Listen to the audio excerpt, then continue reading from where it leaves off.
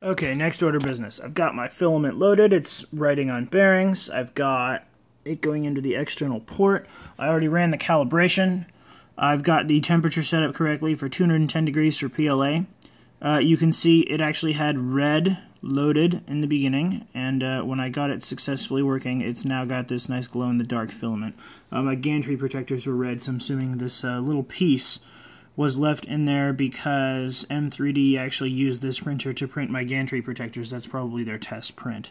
So now I've got this nice piece right here, which will hopefully mean that I'm good. Put that in my box of crap. Obviously you can see this is about me 3D printing, not about getting organized. Anyway, so I ran the basic calibration. I'm actually going to go back to that same window again. Go to advanced calibration again. This screen is going to be critical very shortly, but I'm going to go to advanced calibration and I'm going to hit print test border 0.4 millimeters. What that's going to do is that's going to print a square all the way around the outside of the bed. It'll be 0.4 millimeters tall if this is calibrated correctly. So that will actually pull filament in to do that. That's why I had to have the filament in to do that. So I'm going to go ahead and hit print test border. Please make sure the nozzle is clear. Yeah, I know. New job is started. Please do not unplug your micro while it is printing. If you unplug your micro while printing, you will have to recalibrate it. You cannot run this 3D printer without it being connected to a computer.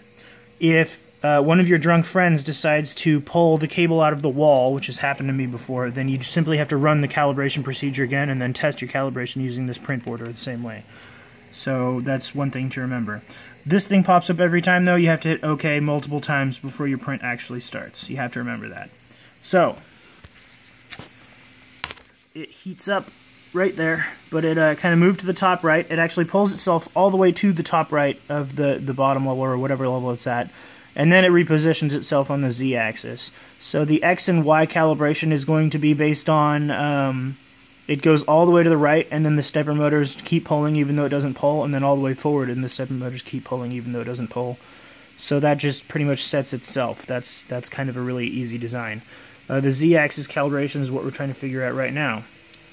So here we have it's moving.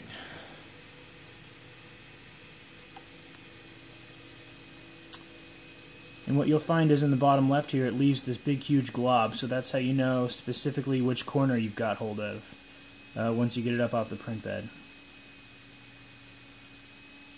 And this is not a particularly quick process, but it could go much slower. Looks like I didn't get all of the red out there. Wow. Well, hopefully it'll work itself out. Ah, so this was one of the problems. This is one of the problems I had before. I don't know if this will focus here or not, but this is not sticking to the print bed particularly well. That was just the filament spool grabbing. So I have to figure out how to make that actually fit on the print bed, because I don't think the calibration for this is stored in the printer itself at all. I think it all goes off of this. You see how that's all, like, it's got all these little things right here, and this is not even stuck to the print bed at all. So that's pathetic. That means this thing absolutely needs recalibration. Right here it is. And what you'll see if I come over on this side, this is one nice smooth line. That's how you're supposed to see it, but you still have to measure that with a caliper after you get this thing printed.